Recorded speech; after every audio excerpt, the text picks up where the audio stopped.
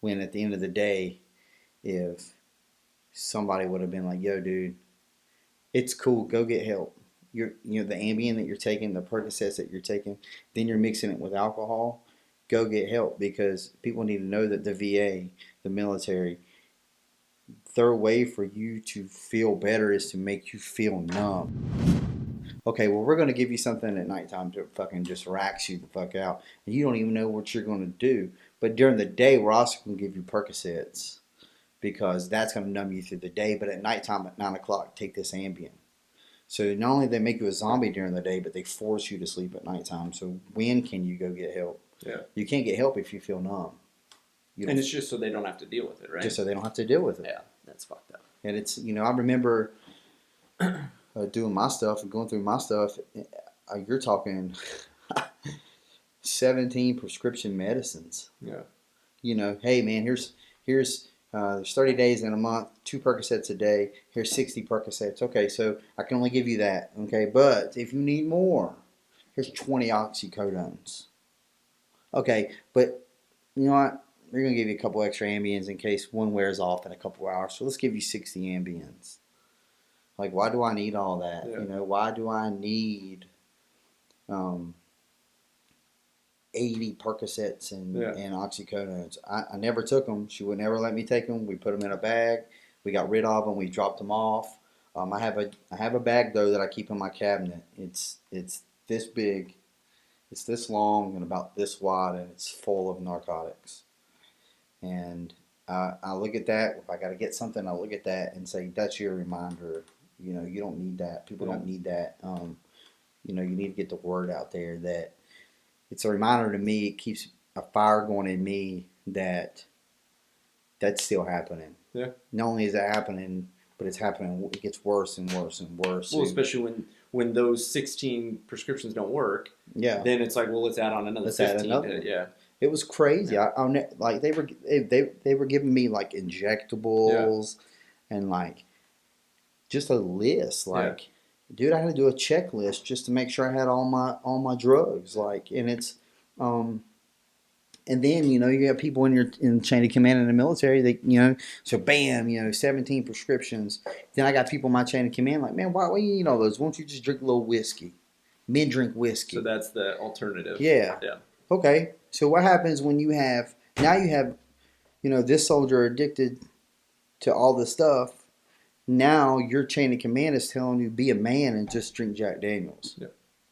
So now you're mixing whiskey with Jack Daniels. With all the drugs. Like, when is enough? When is it time for somebody to come out and be like, yo, don't listen to them? Yeah. What you need is to go get help.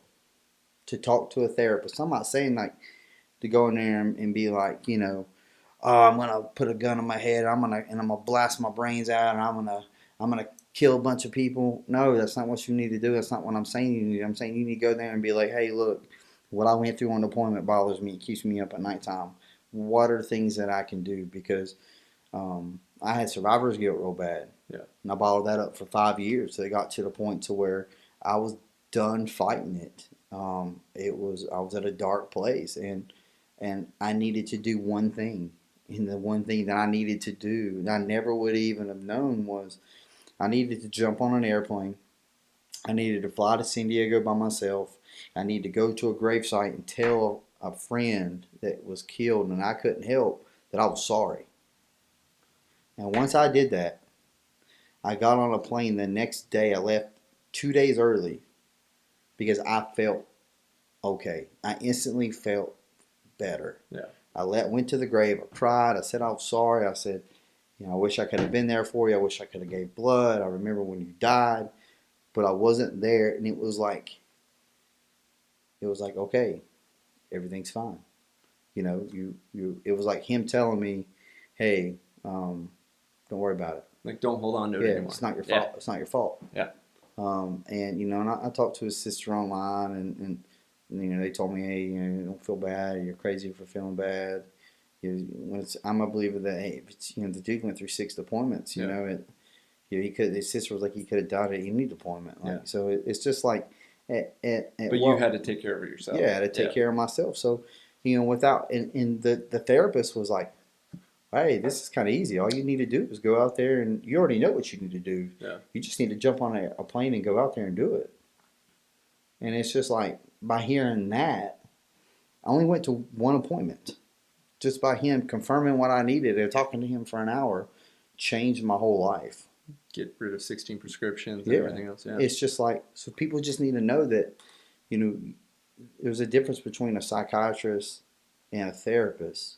I went to a bibliological therapist, and it was great. I mean, it was great. Yeah. It changed my life. It saved my life. So people need to know that it's just okay to go get help. Like, you're not less of a man. I'm not Yeah. a less of a man. I mean, yeah, I'm still the same me. I'm still, if I needed to do what I needed to do in any situation, I can do that. I'm not weak. Yeah. I got stronger Because of it. because of it. So I'm twice the man that you ever even knew before. Yeah. So